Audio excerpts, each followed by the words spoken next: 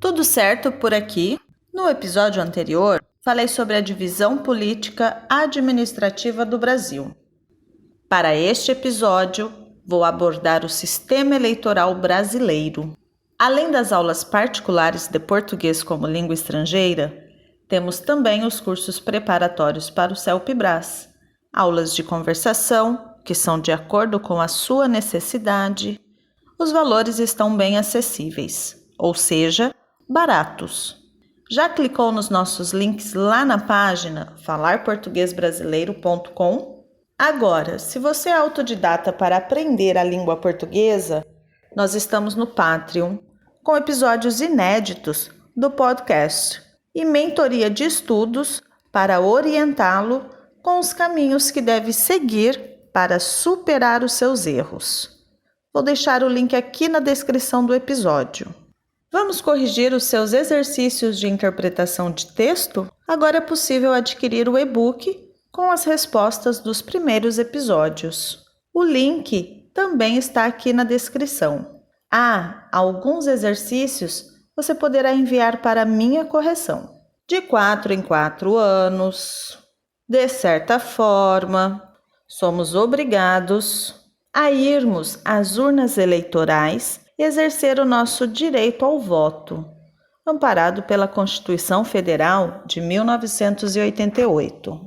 É um direito de todo cidadão brasileiro eleger o seu representante político.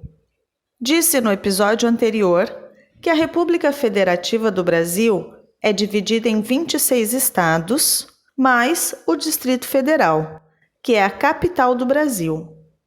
Cada estado possui a sua capital. Por exemplo, o estado de São Paulo tem a cidade de São Paulo como sua capital. O estado do Paraná tem como sua capital a cidade de Curitiba. A Bahia tem como capital a cidade de Salvador, e assim por diante. Temos no nosso canal uma playlist chamada Conhecendo o Brasil, e consta alguns vídeos conversando com algumas pessoas sobre as capitais brasileiras. O link está aqui na descrição.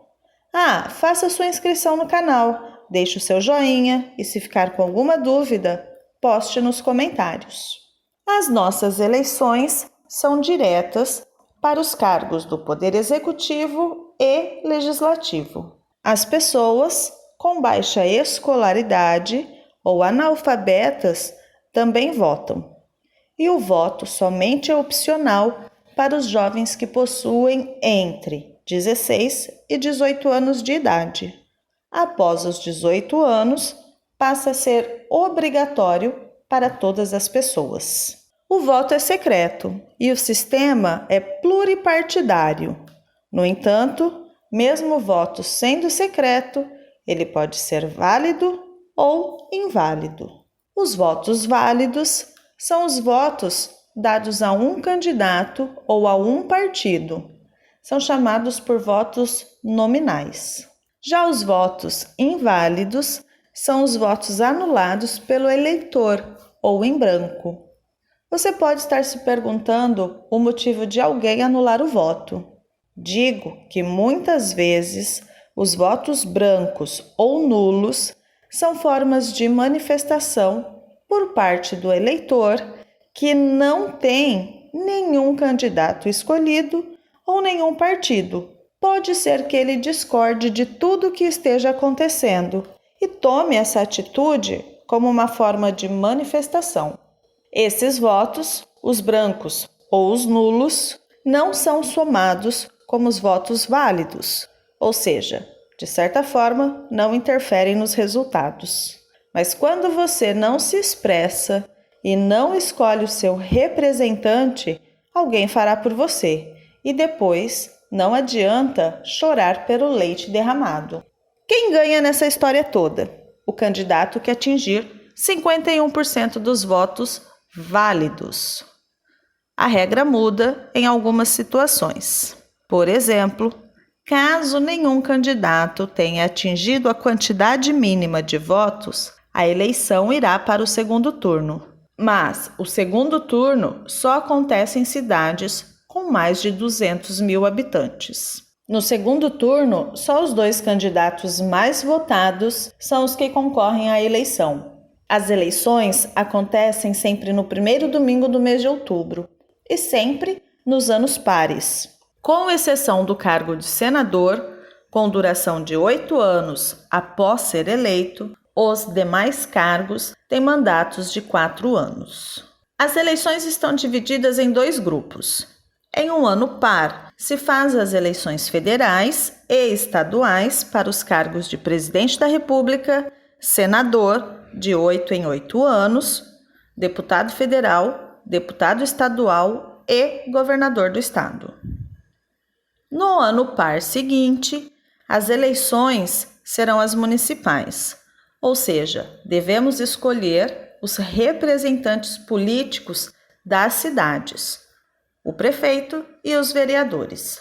Os cargos correspondentes ao Poder Legislativo são para os senadores, os deputados federais, os deputados estaduais e os vereadores. Os cargos para o Poder Executivo são para o presidente, o governador e os prefeitos. Esse ano, 2020, foi o ano de eleição para prefeitos e vereadores, um pouco atrasada devido ao Covid-19. Aconteceu no primeiro domingo de novembro e, para algumas cidades, o segundo turno será no dia 29 de novembro. Todas as cidades possuem o seu núcleo administrativo, exceto a cidade de Brasília, que, por ser a capital federal, não possui prefeito e nem vereadores, somente o governador. Vamos para o vocabulário e expressões? Pluripartidário é o sistema político que admite a existência de diversos partidos no mesmo sistema político. Em alguns países, temos sistemas unipartidários, em outros, bipartidário, mas aqui no Brasil é pluripartidário. Anos pares são os anos que ocorrem as eleições no Brasil. Por exemplo, em 2018, tivemos a eleição para o presidente. Em 2020, foi para prefeitos e vereadores. Em 2022, será para o presidente novamente. Chorar pelo leite derramado. Essa expressão é utilizada no sentido de reclamar ou se sentir triste por algo de ruim que já aconteceu. É ficar se lamentando por aquilo que não deu certo. Então, se você tem a possibilidade de escolher os governantes do seu país, você deve fazer isso para não ficar chorando sobre o leite derramado depois. Eu sou a professora Juliana. Nós somos o podcast Falar Português Brasileiro.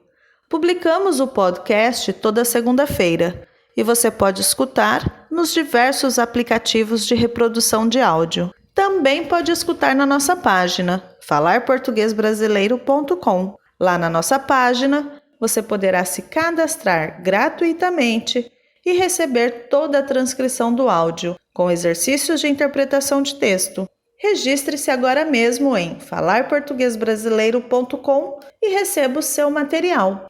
Abraços a todos e até o próximo. Valeu, pessoal!